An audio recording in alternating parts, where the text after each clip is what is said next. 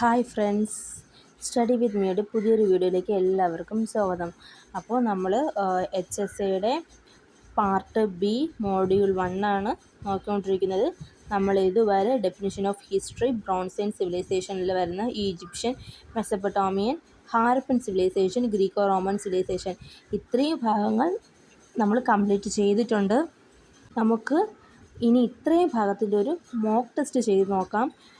150 ചോദ്യങ്ങൾ, ഈ ഭാഗത്തു നിന്ന് 150 ചോദ്യങ്ങൾ ഉൾപ്പെടുത്തിക്കൊണ്ടുള്ള ഒരു മോക്ക് ടെസ്റ്റാണ് ചെയ്യാൻ പോകുന്നത്.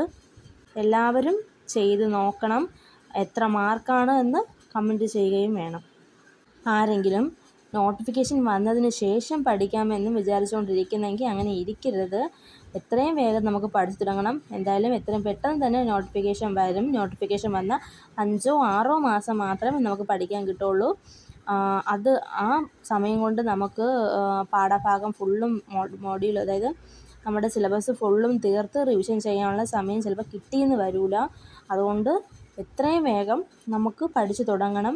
എങ്കിൽ നമുക്ക് സിലബസും നല്ലതുപോലെ കംപ്ലീറ്റ് ചെയ്ത് മോക്ക് ടെസ്റ്റുകളും SCRT ഡിസ്കഷൻ എല്ലാം ചെയ്യാം. HSAയുടെ തുടർന്നുള്ള ക്ലാസ്സുകൾ ദിവസവും അപ്ലോഡ് ചെയ്യുന്നതായിരിക്കും.